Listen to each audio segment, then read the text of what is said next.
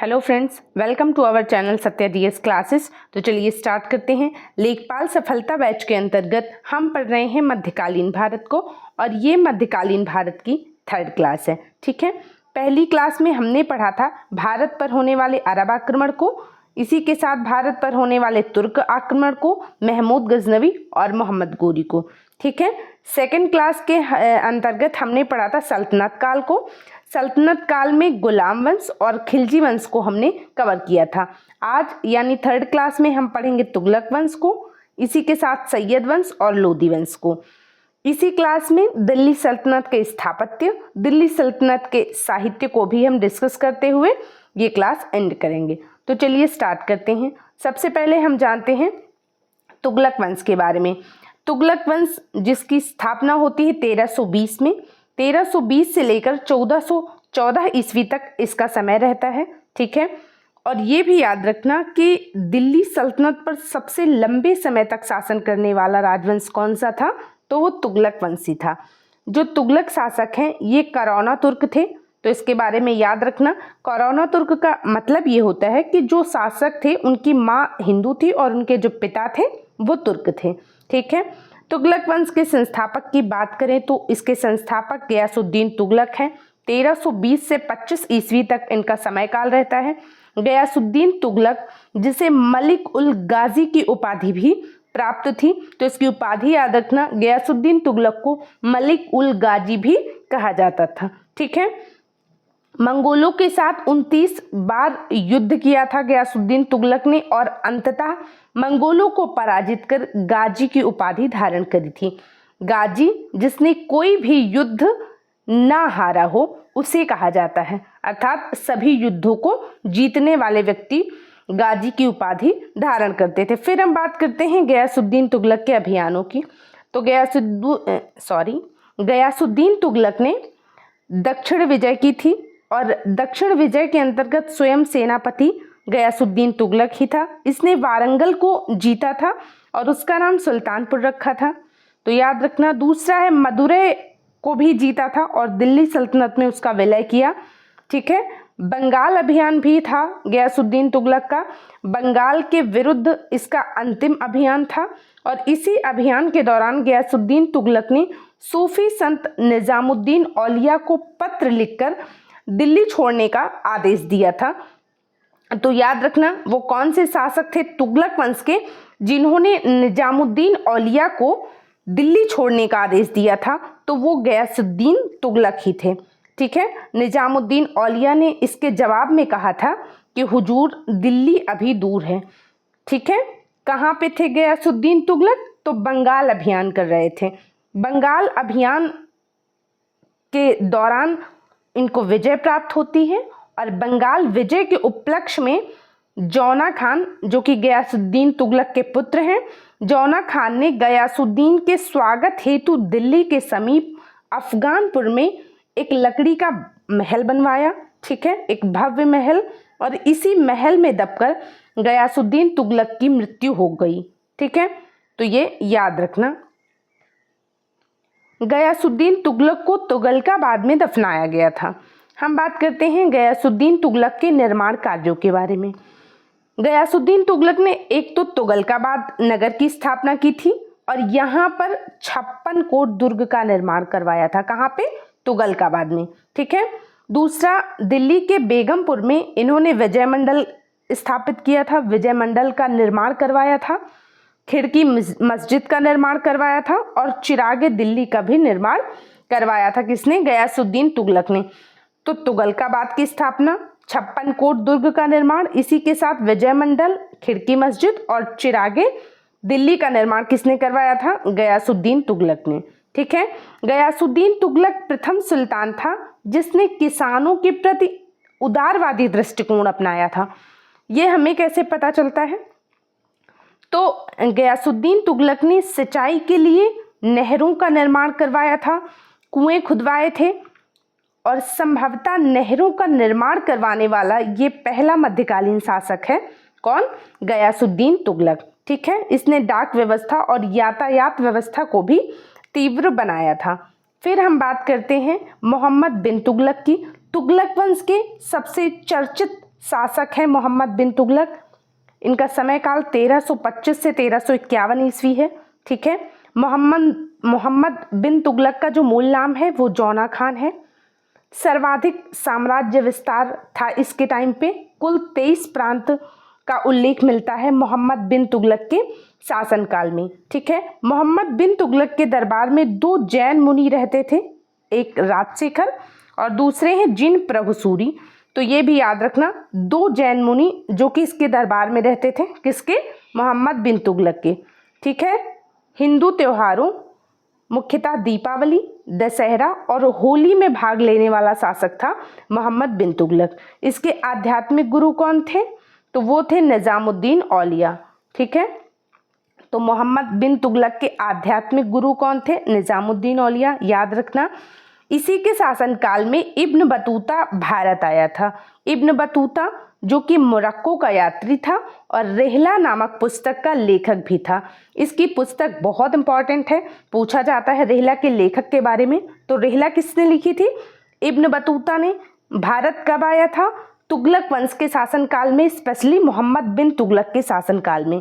ठीक है, और मोहम्मद बिन तुगलक ने इब्न बतूता को दिल्ली का काजी नियुक्त किया था, ये भी याद रखना। ठीक है, मध्यकालीन सुल्तानों में सर्वाधिक शिक्षित, विद्वान और योग्य व्यक्ति था मोहम्मद बिन तुगलक।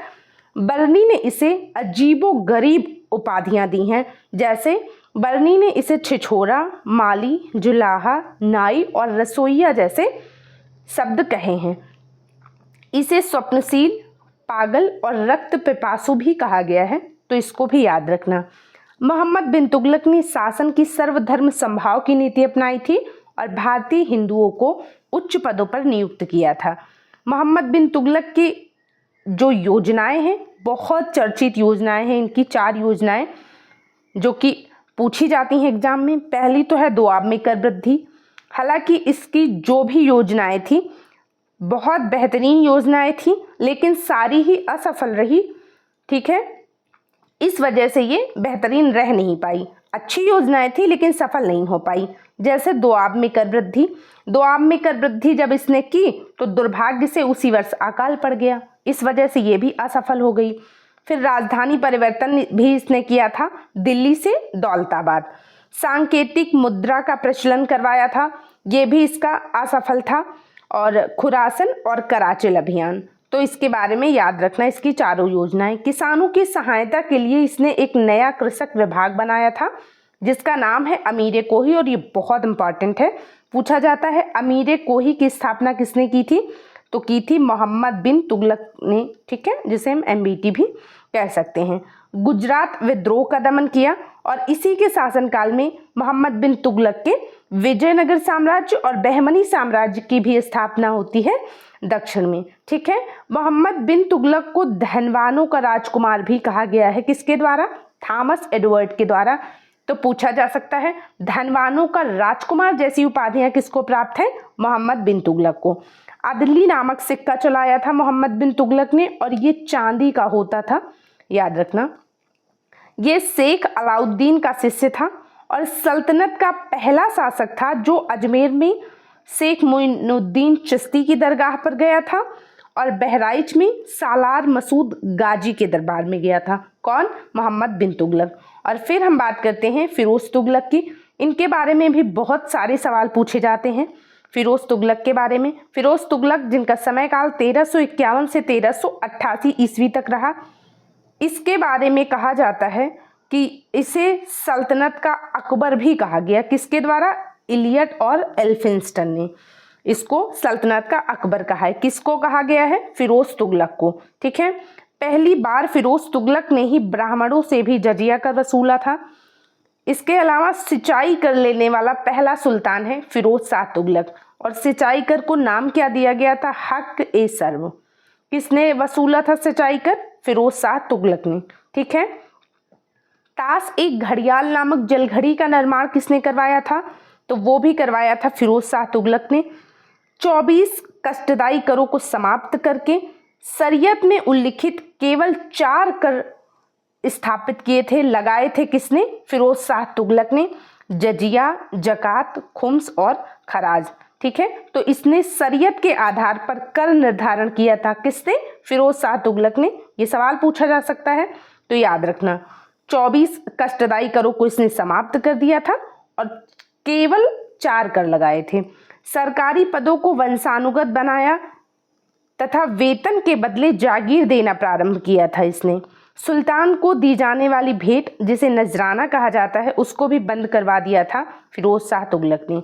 अब हम बात करते हैं फिरोज शाह तुगलक द्वारा स्थापित विभाग की, जैसे दीवाने बंदगान, सेकंड है दारुल सफ़ा, थर्ड है इनका दीवाने खैरात, दीवाने इस्तेहाक और सार्वजनिक निर्माण विभाग PWD की स्थापना किसने करवाई थी?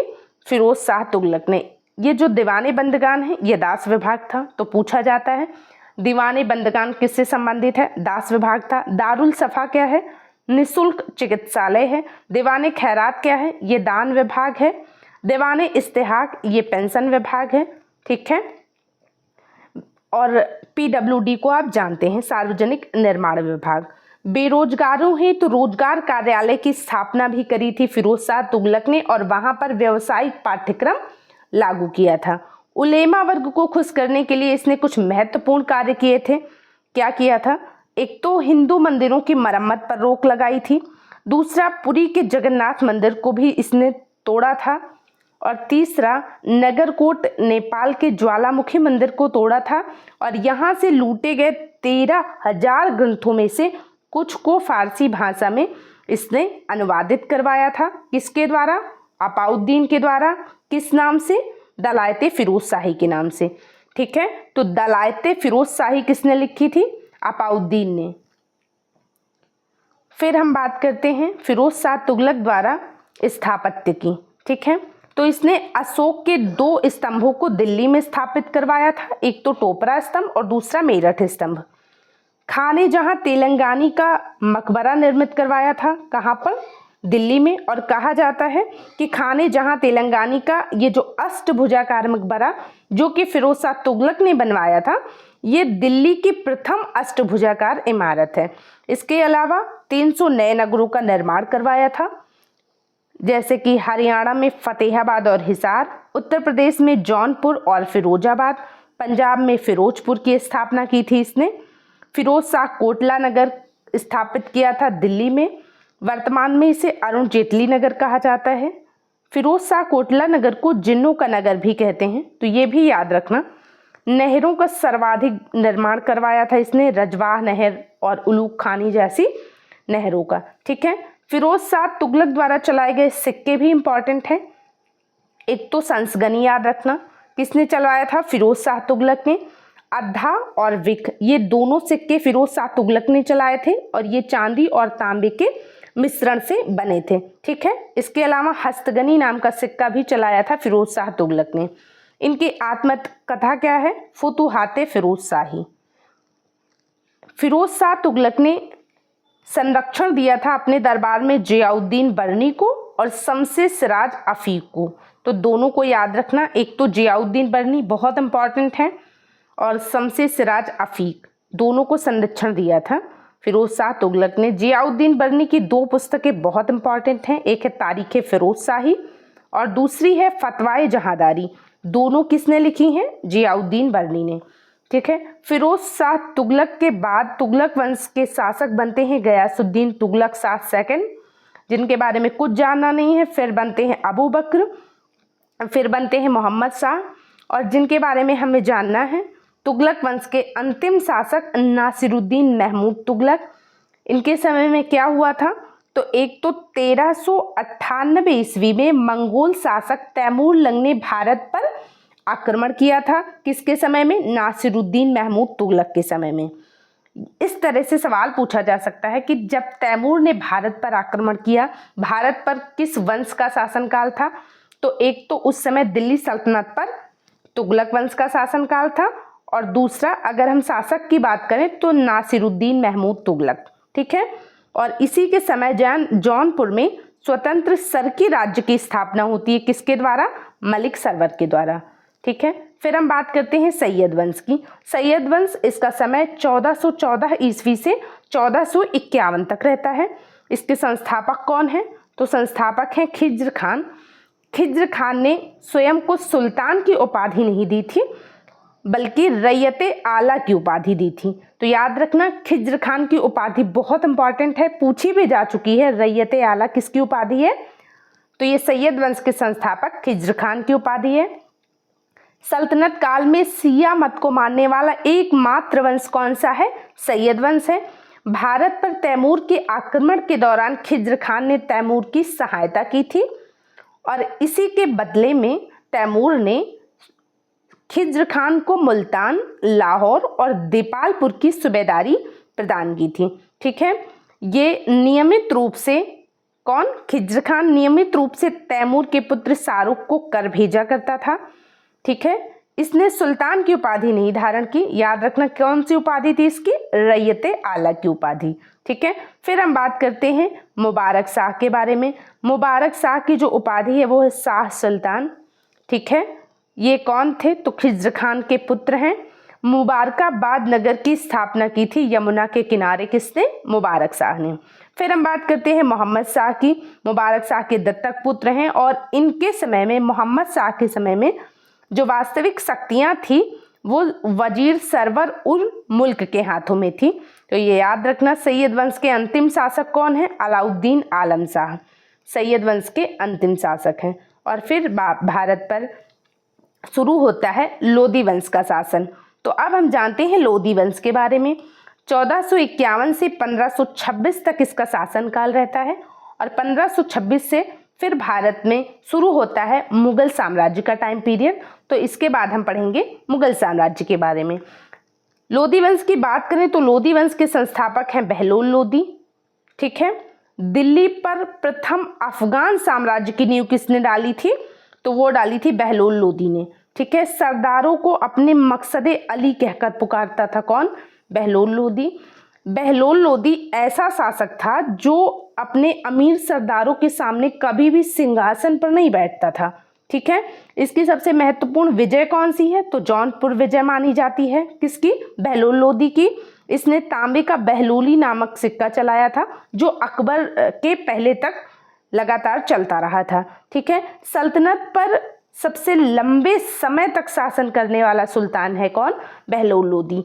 देखिए, सल्तनत पर सबसे लंबे समय तक शासन करने वाला जो वंश है वो तुगलक वंश है, लेकिन अगर हम शासक की बात करेंगे तो वह बहलोल लोदी है। ठीक है, मृत्यु से पहले अपना उत्तराधिकारी भी नियुक्त किया था बहलोल लोदी ने अपने तीसरे पुत्र निजाम खान को। अब हम बात करते हैं निजाम खान, जिसे भारतीय इतिहास में सिकंदर लोदी के नाम से जाना जाता है। सिकंदर लोदी, जिसका समय 1489 से 1517 ईस्वी तक है। लोदी वंश का महानतम शासक है सिकंदर शाह लोदी। सुल्तान के पद की गरिमा को इसने पुनः स्थापित किया था। ठीक है, फरमान पढ़ते वक्त इसने अमीर वर्ग को खड़ा होकर फरमान सुनने की हिदायत दी थी। इसके समय में जो प्रांतीय गवर्नर थे वो शाही फरमान अपने प्रांत से 6 कोस आगे जाकर प्राप्त करते थे। ठीक है, 1504 में आगरा नगर की स्थापना। इसके बारे में जो सबसे इम्पॉर्टेंट क्वेश्चन बनता है वो यही बनता है, किसके बारे में? सिकंदर लोदी के बारे में, कि आगरा नगर की स्थापना किसने की थी? तो वो की थी सिकंदर शाह लोदी ने। कब की थी? तो 1504 में। और इसके बाद आगे चल करके आगरा को दिल्ली सल्तनत की राजधानी किसने बनाया? तो वो भी बनाया है सिकंदर शाह लोदी ने। ठीक है, इसने नाप का पैमाना गजे सिकंदरी प्रारंभ किया था। किसने? सिकंदर शाह लोदी ने। और फरहंगे सिकंदरी के नाम से एक आयुर्वेदिक ग्रंथ का फारसी भाषा में अनुवाद भी कराया था सिकंदर लोदी ने। ठीक है, शहनाई सुनने का शौकीन था। तो याद रखना, सिकंदर लोदी का जो फेवरेट वाद्य यंत्र था वो कौन सा था? शहनाई था। गुलरुखी उपनाम से ये फारसी कविताएं लिखता था। इसने अनाजों से जकात कर को समाप्त किया था। मुसलमानों को ताजिया निकालने पर इसने प्रतिबंध लगाया था। किसने?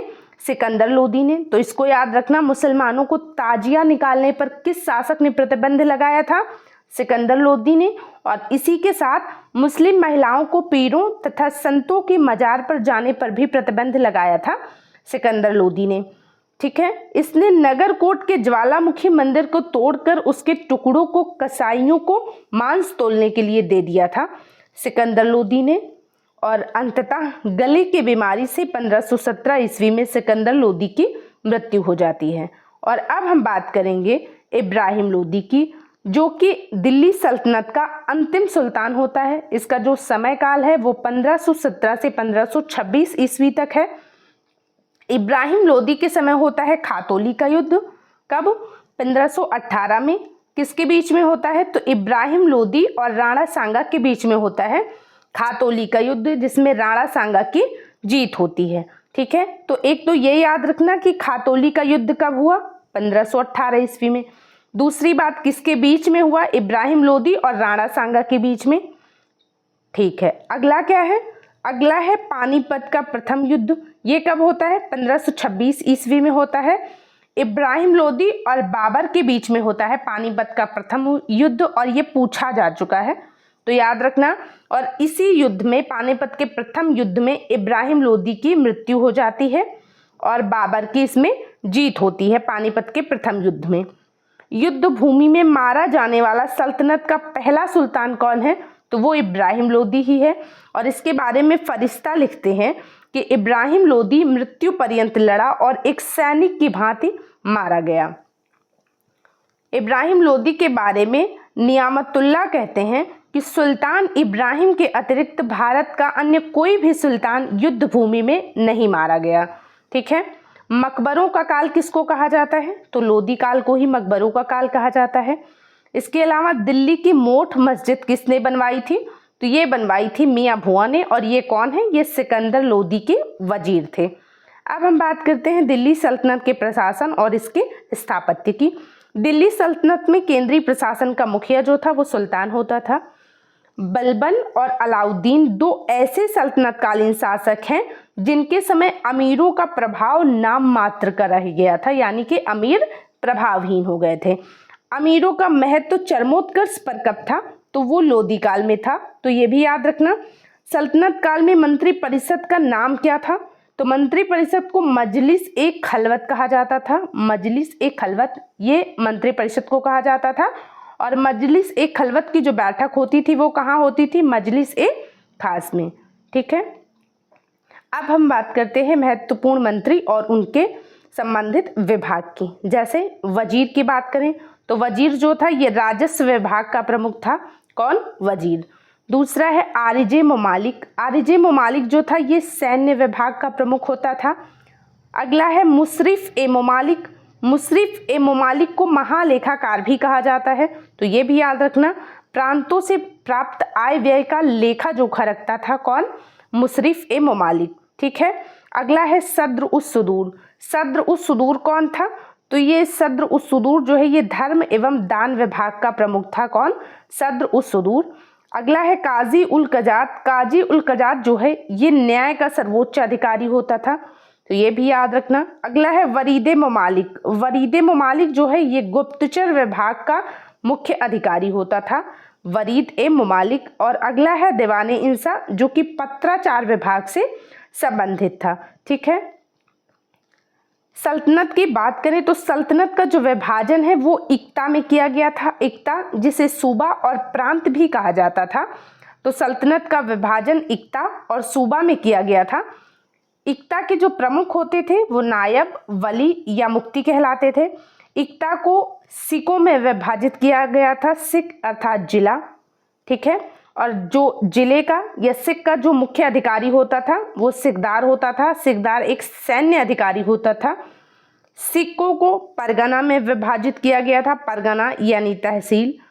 तहसील का जो प्रमुख होता था वो आमिल या मुसरिफ होता था। और सबसे छोटी इकाई सल्तनत की ग्राम थी। ग्राम का प्रमुख खुद मुकद्दम या चौधरी होता था। ठीक है, फिर हम बात करते हैं अमीर सदा की। अमीर सदा कौन है?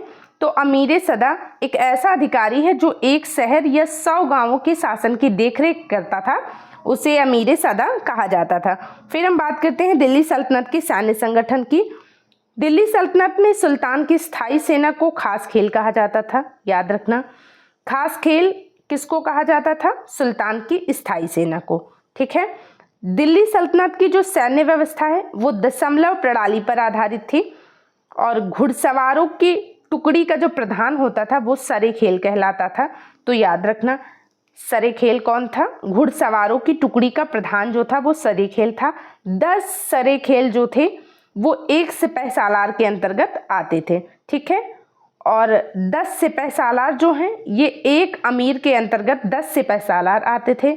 10 अमीर के अंतर्गत एक मलिक आते थे, या कह सकते हैं एक मलिक के अंतर्गत 10 अमीर आते थे और एक खान के अंतर्गत 10 मलिक आते थे, ठीक है। सेना का मुख्य सेनापति कौन था? तो वो सुल्तान होता था। सल्तनत काल में बारूद की सहायता से गोला फेंकने वाली मशीन को क्या कहा जाता था? मंगलीक और अर्राद। ये मशीनें थी किसकी? बारूद की सहायता से गोला फेंकने वाली ये मशीनें हैं मंगलीक और अर्राद। फिर हम बात करते हैं सल्तनत काल के प्रमुख विभागों की, जैसे दीवाने अर्ज। दीवाने अर्ज जो था ये सैन्य विभाग था और इसकी स्थापना की थी बलबन ने, ठीक है। दीवाने अर्ज के बारे में याद रखना बहुत इंपॉर्टेंट है, बलबन ने इसको स्थापित किया था। दूसरा है दीवाने मुस्तकरात, ये राजस्व विभाग है और इसके संस्थापक हैं अलाउद्दीन खिलजी। अलाउद्दीन खिलजी ने दीवाने मुस्तकरात की स्थापना की थी। तीसरा है दीवाने कोही, मोस्ट इंपॉर्टेंट है, कृषि विभाग है और इसके संस्थापक कौन है? मोहम्मद बिन तुगलक, ठीक है। तो इसके बारे में बहुत इंपॉर्टेंट है, इसके बारे में याद रखना। मोहम्मद बिन तुगलक ने कृषि विभाग की स्थापना की थी दीवाने कोही के नाम से। अगला है दीवाने खैरात, ये दान विभाग है और इसके संस्थापक हैं फिरोज शाह तुगलक। दीवाने बंदगान, ये दास विभाग है, इसके संस्थापक भी कौन है? फिरोज शाह तुगलक हैं, ठीक है। अगला है दीवाने इस्तेहाक। दीवाने इस्तेहाक पेंशन विभाग है और इसके भी संस्थापक कौन है? फिरोज शाह तुगलक हैं। दिल्ली सल्तनत की कर व्यवस्था की बात करें, उस्र, खराज, जजिया, जकात और खुम्स, इन सब का उल्लेख मिलता है दिल्ली सल्तनत में। उस्र क्या था? तो ये मुसलमानों से लिया जाने वाला भूमि कर था। खराज क्या था? ये गैर मुसलमानों से लिया जाने वाला भूमि कर था। खराज के बारे में याद रखना। जजिया धार्मिक कर था और ये पूछा जा चुका है। जजिया गैर मुसलमानों पर लगने वाला धार्मिक कर है और जकात जो है ये मुसलमानों पर लगने वाला धार्मिक कर है और खुम्स जो है ये लूट का धन है, जिस पर कर लिया जाता था उसे खुम्स कहा जाता था, लूट के धन को, ठीक है। अलाउद्दीन ने इक्ता प्रथा को समाप्त किया था, जबकि इसकी पुनः शुरुआत किसने की थी? फिरोज शाह तुगलक ने, ठीक है। सल्तनत काल में अच्छी नस्ल के घोड़े कहाँ से मंगवाए जाते थे? किस देश से? तो तुर्की, अरब और रूस से मंगवाए जाते थे, जबकि हाथी मुख्यतः बंगाल से मंगाए जाते थे।